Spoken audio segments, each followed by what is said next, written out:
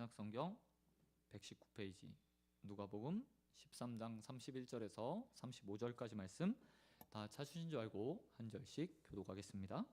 곧 그때 어떤 바리새인들이 나와서 이르되 나가서 여기를 떠나소서 헤롯이 당신을 죽이고자 하나이다. 이르시되 너희는 가서 저 여호와께 이르되 오늘과 내일은 내가 귀신을 쫓아내며 병을 고치다가 제3일에는 완전하여지리라 하라. 그러나 오늘과 내일과 모레는 내가 갈 길을 가야 하리니 선지자가 예루살렘 밖에서 죽는 법이 없느니라.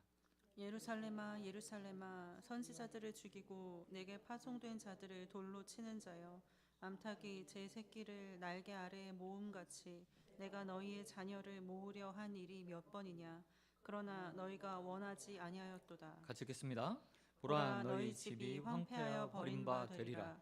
내가 너희에게 이르노니 너희가 주의 이름으로 오시는 이를 찬송하리로다 할 때까지 나를 보지 못하리라 하시니라. 아멘. 아멘. 예, 오늘 말씀 가지고 예수님의 길을 따라, 예수님의 길을 따라라는 제목으로 말씀 같이 나누도록 하겠습니다. 우리는 지난 시간 좁은 문과 예수님 좁은 문과 같은 하나님의 나라에 들어가기 위해서 힘써라라는 주님의 말씀을 들었습니다. 이 말씀을 통해서 하나님의 나라에 들어가는 것이 그냥 쉬운 길, 편한 길, 누구나 다 갈 수 있는 길이 아니라는 사실들을 우리에게 보여주셨습니다. 하나님의 나라에 들어가는 것은 좁은 문을 통과하는 것과 같고 그곳에 들어가기 위해서는 우리는 많은 힘씀과 노력이 필요함을 분명하게 알려주셨습니다. 이런 예수님의 가르침과 달리 당시의 유대인들에겐 선민의식이라는 것이 있었습니다. 믿음의 조상 아브라함이 자신의 조상이기 때문에 그때부터 하나님께서 그들을 선택했기 때문에 당연히 그들은 자연스럽게 하나님 나라에 들어갈 수 있을 거라고, 하나님 나라가 이 땅 가운데 임하게 되면 하나님 백성으로 살 수 있을 거라는 생각들을 가지고 있었습니다. 하지만 예수님은 유대인들에게 좁은 문, 힘써야 들어갈 수 있는 문, 그 문과 함께 또 다른 문에 대해서 이야기해 주죠. 바로 닫힌 문이었습니다. 닫힌 문 사이를 놓고 주인과 방문자 사이에 오가는 대화를 통해서 예수님께서는 유대인들에게 또한 믿는 자들에게 경고의 말씀을 주셨습니다. 주인과 식사를 하고 가르침을 받았다라고 말하는 방문자들의 그 말, 그러니까 우리가 예수님을 알고 예수님을 따랐고 예수님의 가르침을 배웠다, 예배드렸다 라는 그것만으로는 결코 닫힌 문이 열리지 않는다는 겁니다. 하나님 나라의 잔치에 참여할 수 있는 그 기회가 우리에게 주어지지 않을 수 있다는 거죠. 닫힌 문 안쪽에서 주인이 방문자들에게 했던 말은 무엇입니까? 그들의 행위가 악함으로 나는 너희를 알지 못한다, 속히 나를 떠나가라 라는 말씀을 통해서 우리가 주님을 아는 것처럼, 그리고 예배하는 것처럼, 말씀을 배우는 것처럼 그 들었고 배웠던 모든 말씀을 행하는 것, 주님의 말씀을 가지고 이 땅 가운데 살아가는 것, 그것이 너무 중요하다는 사실을 우리 주님께서 우리에게 보여주셨습니다. 마태는 마태복음 27장 21절에서 마태복음이 유대인을 위해서 쓰여진 성경 복음서인데요, 그곳에서 유대인들에게 이렇게 주님의 말씀을 증거하고 있습니다.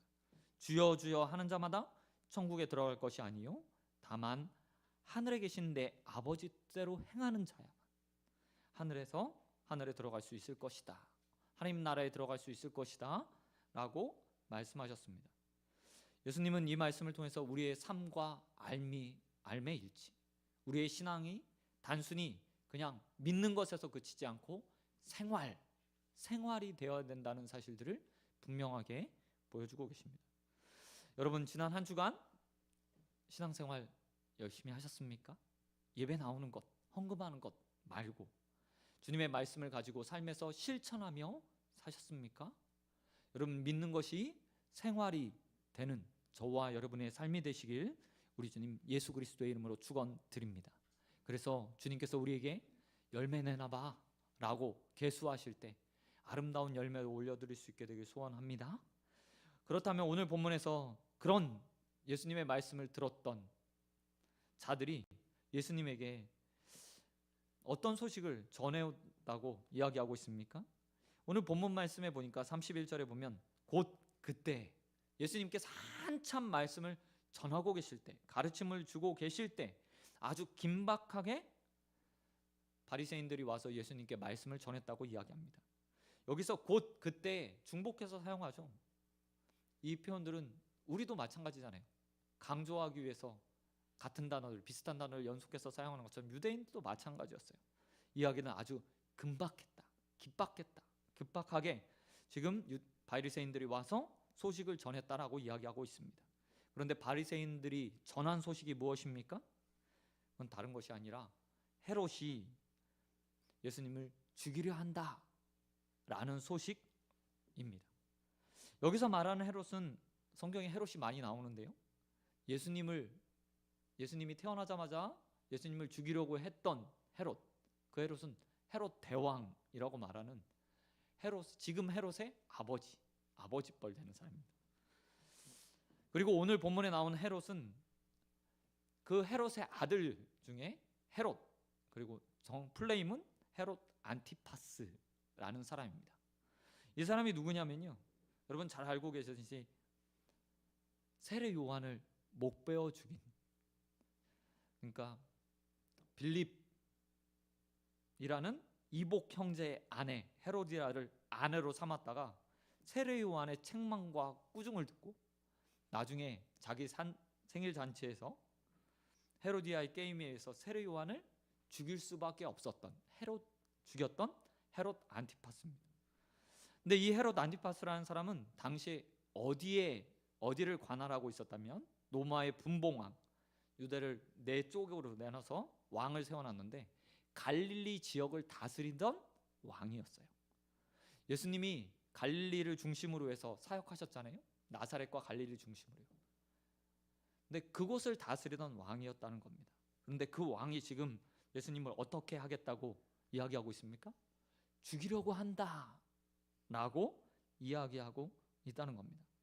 그런데 이 이야기를 보면서 좀 이상하다는 생각 들지 않았습니까, 여러분? 지금 이 소식을 누가 전해주고 있어요? 바리새인이요. 우리가 알고 있듯이 예수님과 바리새인의 사이가 어땠는지 성경은 우리에게 복음서에서 말해주고 있습니다. 원만하지 않았죠. 원만하지 않았어요. 누가복음 11장 37절에 보면 예수님과 바리새인의 관계가 더욱 악화되어서 53절에 가면 어떻게 되냐면 떼거지로 예수님 앞에 몰려와서 말씀을 들은 후에 예수님께 따지는 장면이 누가복음 11장 53절에 나와요.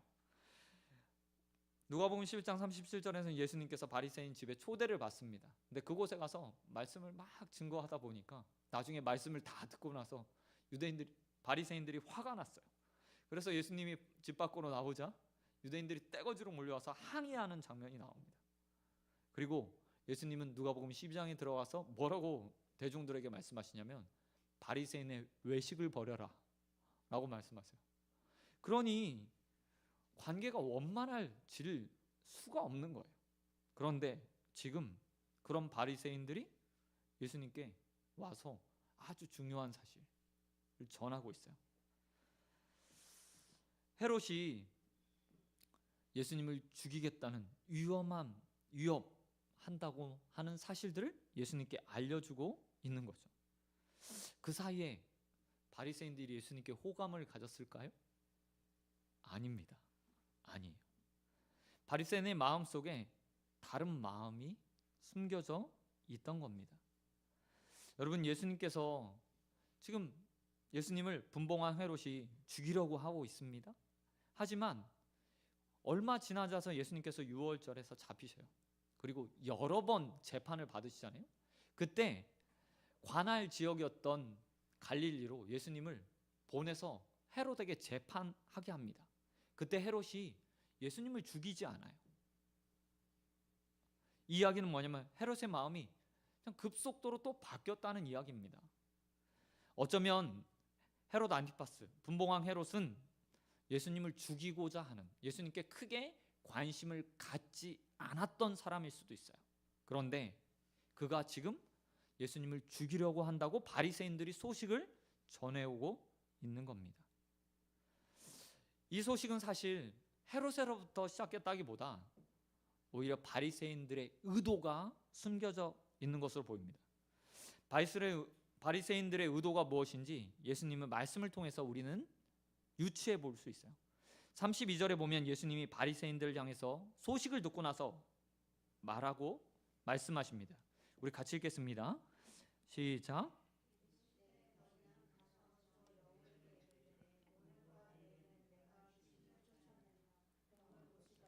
제3일에는 완전하여 지리라 하니라. 오늘 보니까 예수님께서 헤롯을 뭐라고 부르고 있습니까? 여우라고 부르고 있어요. 여우하면 뭐가 생각나세요? 꾀가 많다, 눈치가 빠르다. 도형이나 성형이나 아주 비슷한 것 같습니다. 이 말은 예수님을 죽이려고 한다는 말 안에 다른 의도가 숨겨져 있다는 거예요. 헤롯에게 찾아와서 정치적 압력과 압박을 가한 사람들이 있었고, 헤롯이 그들의 환심을 사기 위해서 지금 제스처를 취해준 거예요. 일종의 말하면. 그리고 이 소식을 가장 먼저 들었던 누가 찾아왔어요? 예수님께? 바리새인이요. 이야기는 뭡니까? 종교적 압박과 압력을 얻었던 사람, 헤롯에게 가서 예수님을 좀 죽여주십시오 라고 말했던 사람이 누구라고 판단할 수 있어요? 바리새인들이라고 상상할 수 있는 거예요. 뿐만 아니라 이어지는 말씀을 보면 예수님께서 죽기, 병고침의 사역의 진행을 어떻게 한대요? 완성시키실 거라고 이야기해요. 이 말은 뭐냐면 지금 바리새인들이 계속해서 일련의 사건 가운데 예수님께 불만이 가득했던 거예요. 특별히 말씀을 가르치는 자신들을 향해서 외식하지 마라, 그들의 외식을 배우지 말라 라는 말씀도 마음에 안 들었고, 우리가 지지난주에 보았던 것처럼 안식일에 꼬부라졌던 사람들을 고친 이 장면도 눈에 가시처럼 여겼던 겁니다. 그래서 바리새인들이 꾀를 낸 거죠.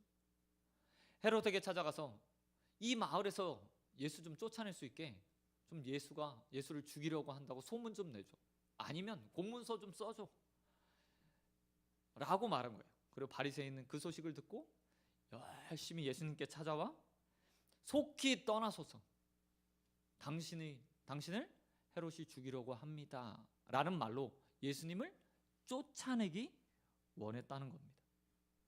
바리새인 목적은 단 한 가지예요. 지금 이곳에서 예수님을 쫓아내는 것. 다른 말로 이야기하면 예수님의 하시고자 하는 사역을 멈추게 하려는 의도, 공포를 조장해서, 위협을 조장해서 헤롯이라는 강력한 힘을 가지고 예수님의 사역을 멈추게 하고자 하는 그 마음이 있었다는 겁니다. 그런데 이런 헤롯의 말에 주님께서 뭐라고 말씀하십니까? 아니다, 그럴 필요 없다. 오늘이나 내일이나 내가 계속해서, 오늘뿐만 아니라 내일도 나 하던 일 그대로 할 거야. 귀신 쫓아낼 거다.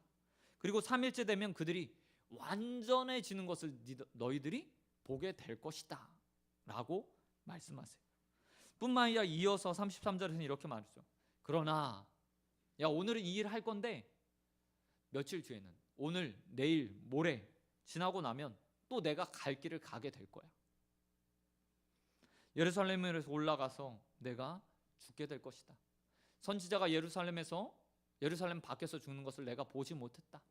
그렇게 말한 적이 없다라고 말하며 주님께서 결국 내 사역 내가 할 테니, 내 걸음 내가 걸을 테니, 내 길 내가 하나님께서 원하시는 대로, 하나님께서 나에게 말씀하신 대로 나아갈 테니 너는 신경 쓰지 마 라고 말씀하셨다는 거예요.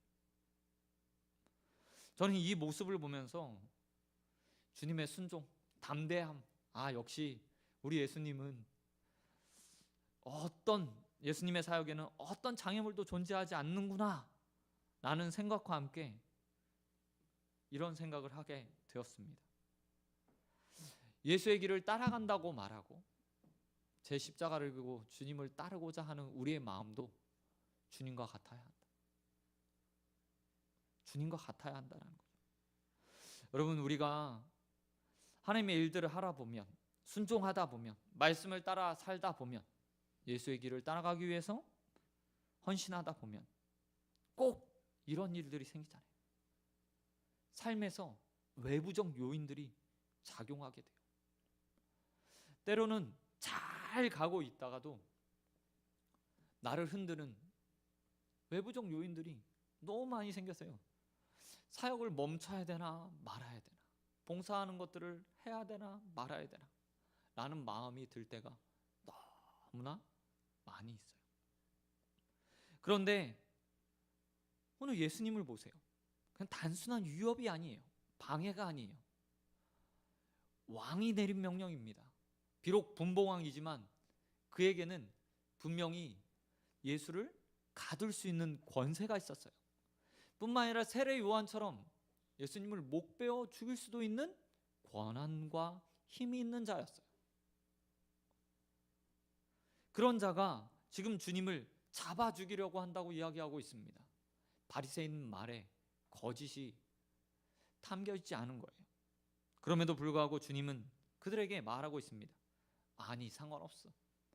나의 걸음은 멈추지 않을 것이다. 왜냐하면 그 걸음은 하나님께서 내게 명령하신 것이고 나는 묵묵히 그 걸음만 걸어가면 될 뿐이다. 오늘 너희 때문에 내가 귀신 쫓아내는 사역을 멈추지 않을 것이다.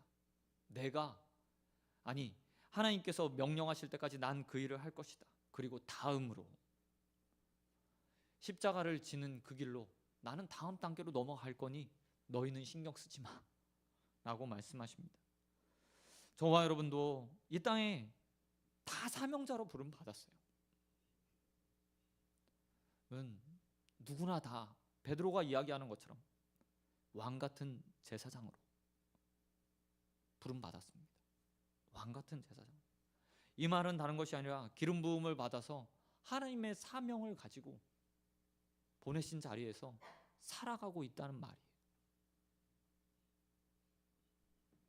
때로는 그것이 명확하지 않고 내 눈에 보이지 않고 뭘 해야 되나 모를 때도 있습니다. 그러나 성도는 그것들을 놓고 기도하면서요, 주어진 길이 생기면, 주님께서 나에게 사명을 주시면, 확신을 주시면 그것만 믿고 묵묵히 삶을 걸어가는 자들이, 멈춤이 없이 걸어가야죠. 외부적 요인에 상관없이 해야 되는 일들을 해야 합니다. 제가 개척을 하고 이곳에 이제 1년 4개월 됐네요. 예배를 얻고 예배당을 얻고 개척을 했을 때 1월 달쯤 됐을 때부터 1년 달쯤 됐을 때 한 분이 찾아오셔서 상담을 시작했어요. 봉사하시던 곳에서 이렇게 67세 이 정도 되시는데 피아노 반주를 봉사하신대요. 근데 그때부터 계속해서 하시는 말씀이, 제가 이 봉사를 해야 될까요? 말아야 될까요? 손이 아프고 허리가 아파서 육체가 버티지 못해서 하는데 해야 될까요? 말아야 될까요? 지금도 가끔 잊을만 하면 전화가 와서요, 또 물으세요. 그때마다 제가 1월 달 뭐라고 얘기했냐면요, 성도님, 하나님 앞에 회기 되기 전에 약속하신 거죠. 회기 끝날 때까지 11월까지 하셔야죠. 7월 달에도 9월 달에도 11월 달에도 또 12월이 되어서도 2월 달에도 또 똑같은 이야기 하시더라고요. 그래서 똑같이 얘기했어요. 아니요, 조금이라도 힘쓸 수 있으면 맡겨주신 사명 감당하시는 게 좋을 것 같습니다. 하나님께서 마음 주시면 멈추지 않고 가는 것이 옳습니다. 작정하신 대로, 헌신하는 대로 또 오래 그렇게 하셨으면 좋겠습니다.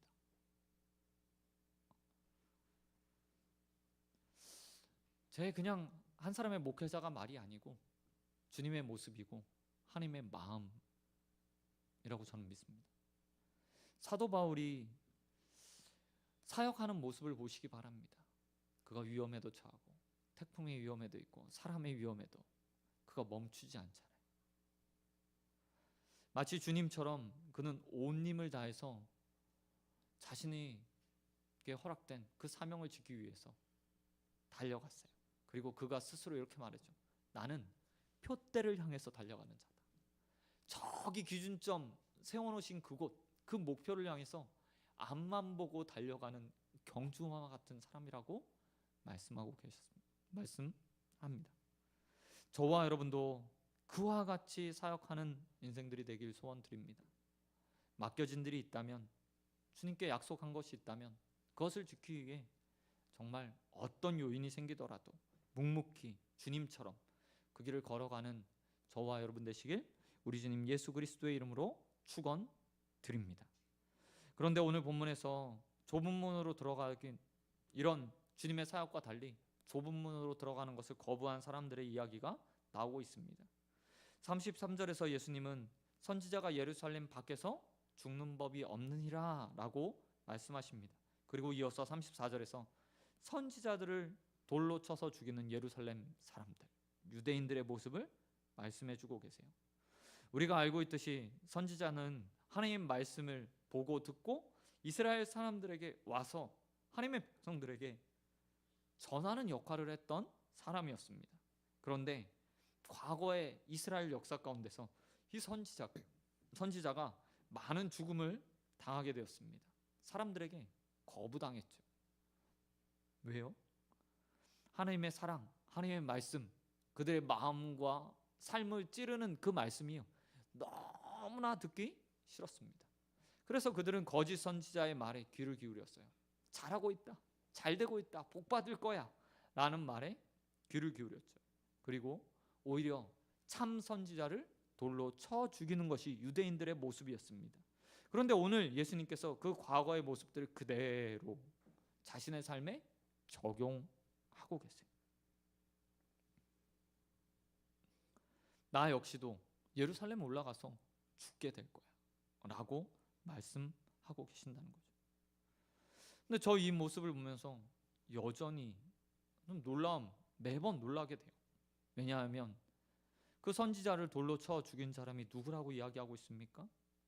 바로 예루살렘 유대인, 하나님의 평강의 왕이신 하나님의 보호와 인도하신 가운데 살아가던 자들이 하나님 말씀이 듣기 싫어 선지자를 죽였다고 이야기하고 있다는 거예요. 뿐만 아니라 이제 그 선지자, 참된 선지자라고 말할 수 있는 예수님, 하나님의 아들 예수마저 죽이게 될 거라고 말씀하고 있다는 거죠. 그리고 그들은 결국 어떻게 됩니까? 그 대가를 치르게 돼요. 35절에 보니까 이렇게 말씀하고 계세요. 주의 이름으로 오시는 이를 찬송하리로다 할 때까지 나를 보지 못할 것이다. 이 얘기 뭐냐면 주님께서 다시 재림할 때까지 다시는 유대인 보지 못할 거야. 유대인들 너희는 보지 못할 거야. 구원의 길이 너희에게 열리지 않을 거야 라고 말씀하고 계시는 거예요. 사실 많은 사람들이 나는 지금 잘 믿고 있어, 예수를 잘 따라가고 있어, 그래도 이만하면 신앙생활 잘하고 있지 라고 생각하지만, 예수를 모르는 사람들은 결코 예수를 버릴 일이 없어요. 배교라는 것이, 부인이라는 것이 어디서부터 시작하는 겁니까? 전제는요, 믿음이 있었다라는 것에서 시작되는 거예요. 불순종이라는 말도 마찬가지죠. 순종할 거리가 있는 사람들이 불순종하게 되는 겁니다. 그런 면에서 우리는 이 예수님의 말씀을 그냥 예수님이 이제 죽으시는구나 가 아니라, 이 말씀에 받고 있는, 경고를 받고 있는 예루살렘 입장에서 주님의 말씀을 들어야 돼요. 혹시 나는 이 예루살렘과 같은 자들 아닌가? 하나님께서 나에게 말씀을 주시고 깨닫게 하시고 또 그 가운데 회개를 요청하고 계신데 귀를 꽉 막으며 이건 나에게 하시지 않는 말씀, 나와 상관없는 말씀, 주님의 말씀은 나와 거리가 있는 말씀이라고 생각하며 그 말씀을 배격하고 멀리하고 있는 것은 아닌가, 또 돌아보고 돌아봐야 한다는 것입니다. 여러분, 그리스도 안에서 우리가 새 생명을 얻었습니다. 주님의 자녀가 되었습니다. 그리고 우리는 그것을 입으로 찬양하고 노래합니다. 그러나 누구나 다 배교할 수 있다는 사실들, 주님을 부인할 수 있다는 사실들 기억하시기 바랍니다. 예수님의 제자들 가운데서도 수많은 자들이 그랬잖아요. 12제자들이요. 보시기 바랍니다. 가룟 유다와 같은 사람은 정말 제자들 가운데서 신임을 얻었던 사람이에요. 죄정을 맡았던 자잖아요. 돈을 관리하던 자예요. 이야기 뭐예요? 여러분 만약에 재산이 있으시다면 누구에게 신탁하시겠어요? 돈을 맡기시겠어요? 믿을 만해야죠. 관리할 만해야죠. 능력 있어야죠. 가룟 유다도 그런 사람이었어요. 모든 제자들의 신임을 얻을 만한, 돈 맡을 만한 자, 관리할 만한 자였던 거예요. 그런데 그가 은 40에 30에 예수님을 팔아요. 베드로는 어땠습니까? 예수님 앞에서 당당하게 얘기했죠. 모두가 예수님을 부인해도 나는 결코 예수님 부인하지 않겠습니다. 하지만 그는 예수님을 부인할 뿐만 아니라 저주까지 해요. 누구 앞에서요? 종 앞에서요. 제사장의 종 앞에서 아무 힘 없는 그냥 하찮은 그 여인 앞에서, 여자 앞에서요, 예수님을 부인하고 저주까지 합니다. 예수님의 또 다른 제자들은 겟세마네 동산에서 예수님이 잡혀가실 때 주랭랑을 쳤어요. 요한은 빨개 벗고 도망갔습니다. 잡힐 것 같자 자신의 겉옷을 벗어 던지고 도망하는 자가 되어버렸어요. 그게 사람의 모습입니다. 아무도 확신할 수 없죠. 그러기에 언제나 주님의 말씀이 우리 마음 가운데 새겨져 있어야 돼요. 예루살렘아, 너희가 선지자를 돌로 쳐 죽일 수 있다. 예루살렘아, 네가 선지자의 말을 거부할 수 있다. 귀에 좋은 말만 택하고 참 하나님의 말씀을 저버릴 수 있다.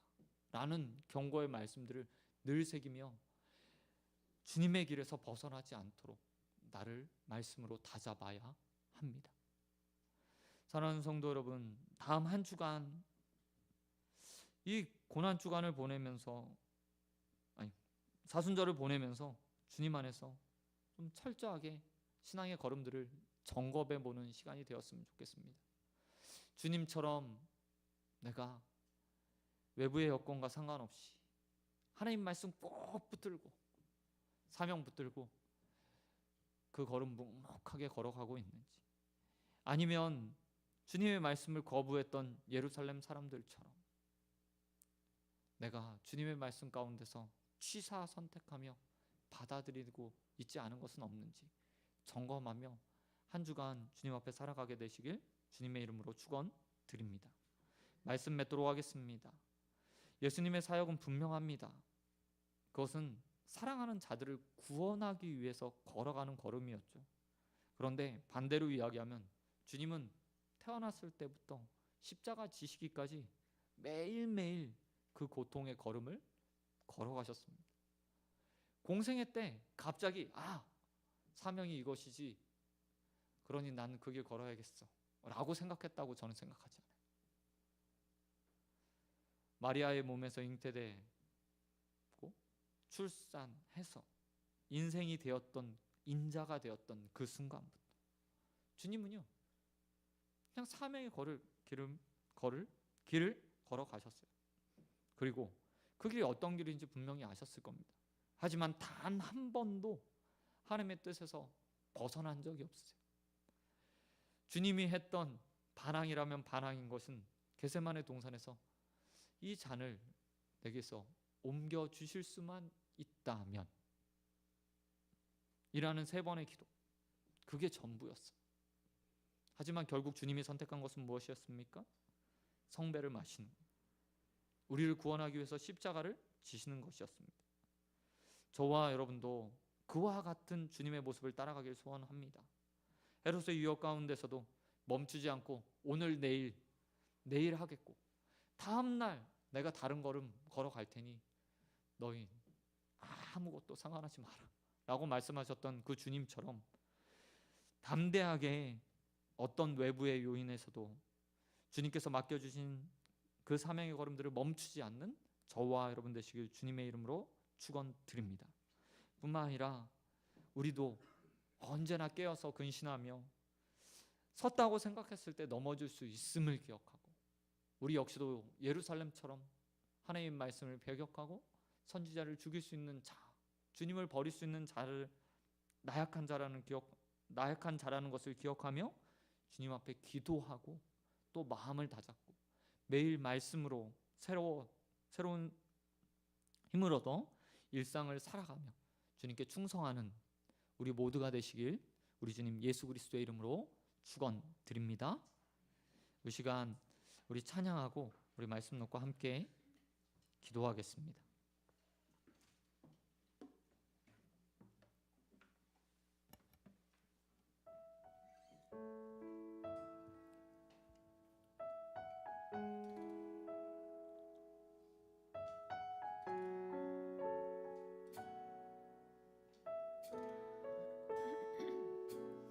안개 속에서 주님을 보내 아무도 없을 것 같던 그곳에서 손 내미셔서 나를 붙드네 길 잃고 쓰러져 가던 그곳에서 주 말씀하시네 내 손 잡으라고 내가 곧 길이요 진리 생명이니 나 그 길을 보내 주 예비하신 곳 다른 길을 돌아서지 않으리 예수의 길 그 좁은 길 나는 건네 주 손잡고 그 무엇도 두렵지 않네 주님 주신 약속 내게 있으니 세상의 길 위험한 길 승리하네 성령으로 이 무엇도 바라지 않네 저 하늘에 내 소망 있으니 안개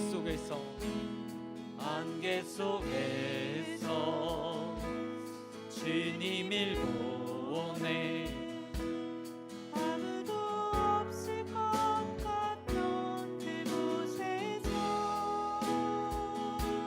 손 내미셔서 나를 붙드네 길 잃고 쓰러져 가던 그곳에서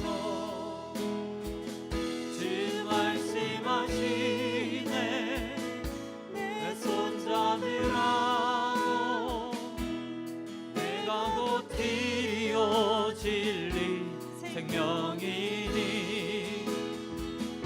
나 그 길을 보내 주 예비하신 곳 다른 길로 돌아서지 않으리 예수의 길 이 좁은 길 나는 건네 주 손잡고 이 무엇도 두렵지 않네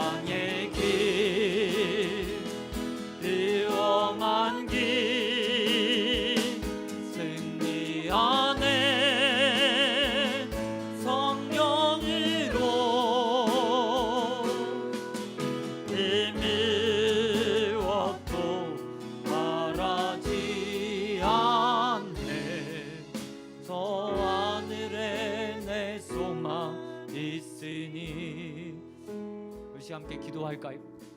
우리가 고백했던 것처럼 우리의 소망은 이 땅에 있는 것이 아니라 하늘의 소망이 있습니다. 주님의 나라의 소망이 있습니다. 하나님 앞에 소망이 있습니다. 우리는 그저 이 땅에서 청지기로 주님께서 명령하신 주님의 길을 따라 가는 자들입니다. 우리 시간 함께 기도할 때 주님, 그 길 가운데서 주님처럼 담대하게 해주십시오. 어떤 위협도 우리의 사명을 멈추지 않게 하여 주시고, 또 믿음의 확신 가운데 거하는 인생들로 다음 한 주간 살아가며 주님을 기쁘시게 하는 인생이 되게 달라고 우리 함께 주님 앞에 기도하며 나가도록 하겠습니다. 우리 같이 기도합니다. 하나님 아버지 감사합니다. 하나님 주님 안에서 뵐 수 있도록 도와주시옵소서. 하나님 아버지 그 믿음들이 허락되어 주시옵시고, 예수를 따라갔던 것처럼, 예수께서 걸어가시던 것처럼 하나님 아버지 그 어떤 외부의 위험도, 어떤 말도 주님의 사역을 멈추지 않게 했던 것처럼 우리의 인생의 걸음들도 하나님 아버지 주님께서 주신 사명의 걸음들을 멈추지 않고 걸어가게 하여 주시옵시고, 하나님 아버지 포기하지 않게 하여 주시옵시고, 믿음의 경주 가운데서 하나님 아버지 온전하게 승리하는 데까지 그들을 향해 나아가는 인생들로 서갈 수 있도록 아버지 함께 하여 주시옵소서. 하나님 아버지 주님께서 이 미천한 자들을 부르셔서 함께 동행하시며 하나님 아버지 주님의 일을 감당케 하셨사오니 하나님 아버지 그 생의 걸음들이 하나님 아버지 온전한 순종의 걸음이 되게 하여 주시옵시고, 주님의 따라가는 걸음이 될 수 있도록 아버지 함께 하여 주시옵소서. 다음 한 주간 주님께 하나님 아버지 온전하게 기쁨이 되는 인생 되기를 소원합니다.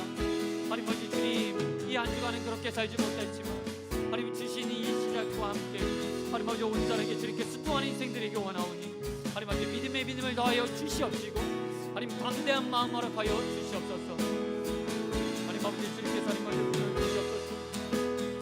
하나님 아버지 그 걸음들이 하나님 아버지 온전하게 주님 안에서 하나님 나아가는 걸음들이 하여 주시옵소서. 어느 곳에 보냈든지 어떤 상황이든지 하나님 주님 말씀 붙들며 살아가며 하나님 순종으로 하나님 아버지 귀한 삶의 열매들을 맺기에 부족함이 없는 자 될 수 있도록 아버지 함께하여 주시옵소서. 주님 아버지 붙들어 주시옵소서.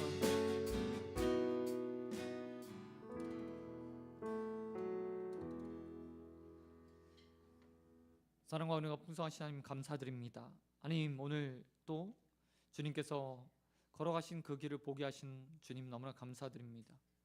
살해의 위협에도 주님께서 그 걸음을 멈추지 않고 오늘 할 일을 하시며, 또 내일 주님께서 하나님께서 허락하신 사명들을 감수하고 또 그것이 완전케 되기를 소망했던 주님의 모습이 우리의 모습이 될 수 있도록 은혜 베풀어 주시옵소서. 하나님 주님께서 맡겨주신 일터에서, 사업장에서, 가정에서, 또한 보내시는 모든 것들 가운데서 주님 주신 사명 붙들고 살아가는 인생 되게 하여 주시옵시고, 어떤 것도 그 사명을 멈추지 않도록 담대함 허락하여 주시옵소서. 이제는 우리 주 예수 그리스도의 은혜와 한량없는 하나님의 사랑과 성령의 교통하심이 주님께서 걸어갔던 그 길을, 그 모습 그대로 걸어가기 원하며 세상에 나아가 살기 원하는 우리 성도들과, 또 주님 앞에 나와 공예배로 한 주간의 삶의 길을 묻는 성도들 위해 영원토록 함께 있을